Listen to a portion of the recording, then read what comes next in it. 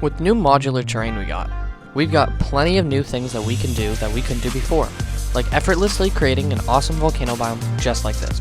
So, if you want to make terrain just like this, I'm here to show you, and we're going to get right into this tutorial.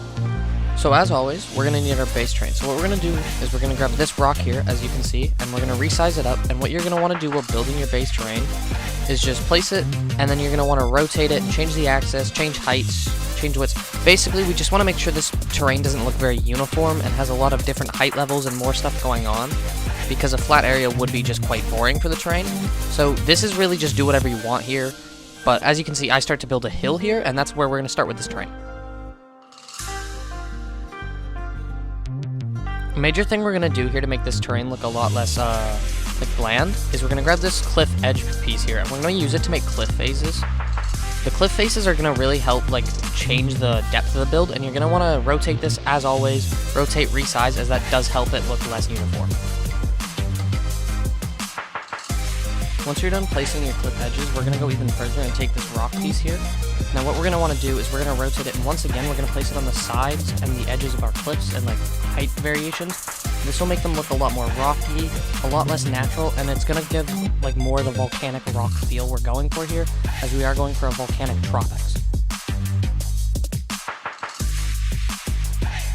This is the part of the process where we're going to really start to bring in the tropic feel here. So what we're going to do is we're going to take our grass terrain piece. This is the volcanic piece with the grass on it from the variant gallery.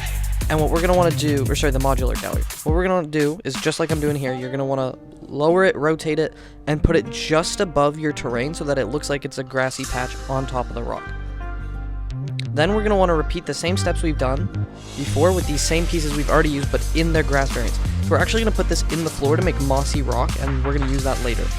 We're also going to take a cliff face, and we're going to resize it, all that, just as we've been doing. Do this however you'd like, but you just want to place the grass version of the cliff face in the edges, and we're just doing the same steps that we've already done, but this time with moss, so that it looks more tropical and shows that there is some nature growing in this area. Now, to get some variation in the rocks we've used, we're going to grab any grass rock from the modular gallery that you like, and just place it around in edges on the ground however you like it, just so that we have a little more greenery in this area. We're going to expand on the greenery in a little bit, but this is a great way to do it for now. Now this is a really good way to add paths, as with this terrain you can't really build on it, well, you can't build on it, and if you've got like braking on, these also break, so like this is a good way of making a makeshift path. Just make sure if you're making a map with this, turn off your braking. I should mention this at the start. Next, after you've made some ledges like that, just do that where you please, you don't need them. We're going to place trees and any nature you've got, like just grab the Sanctuary Nature Gallery and then some of the trees of the jungle variant, and just place them anywhere there's green. If there's green, place nature there.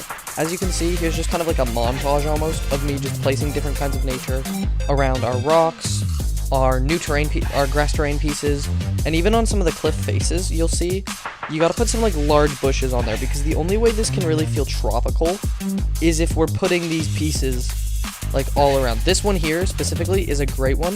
If you resize this and stick it in your corners or even on rocks, it really does create a really nice feel. And it really helps with the tropic aesthetic. This piece here as well, this one, the bush that goes outward, place this all around. So they don't necessarily all have to go on greenery spaces. Like you can put some of these bushes on like the black rock of the volcano, and I do think that looks really nice. It's time to make our beach. So we're going to take this sand dune, we're going to resize it, and then we're just going to place it along the coastal edges here.